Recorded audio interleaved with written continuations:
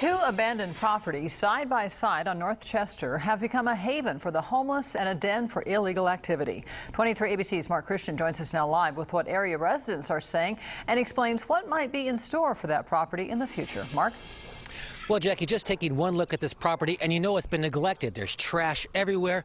But one of the main things that's concerning residents, there are dozens of hypodermic needles just like this surrounding the property.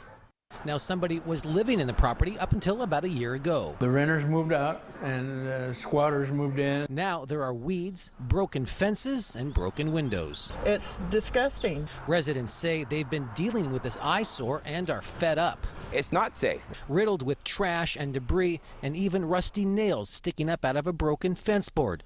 But what's worse, several hypodermic needles just laying out in the open, and residents are concerned for local kids. They play in there. There used to be mattresses laying there. They'd climb up in the tree and land on the mattresses. That's scary. And you can see how easy it is to make access into one of the garages, and what's worse is what you'll find inside. Now, the houses have been boarded up several times within the last year, but other broken windows and boards are a good indication that people keep getting back in.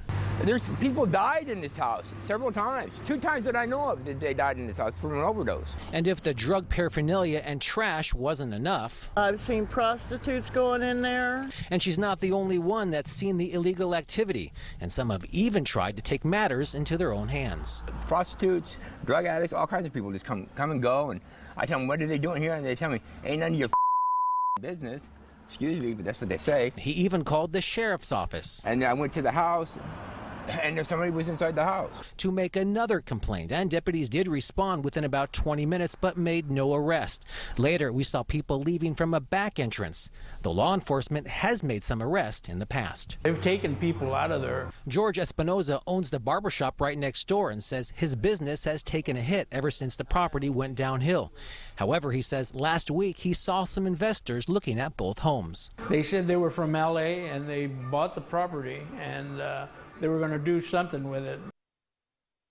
Now, we called the sheriff's office and county code compliance to find out what immediately may be happening with the property, but so far we've not heard back from them. However, the tax assessor's office did say these properties sold back in March for $44,000 to a new owner. Back to you. Mark, thanks. The man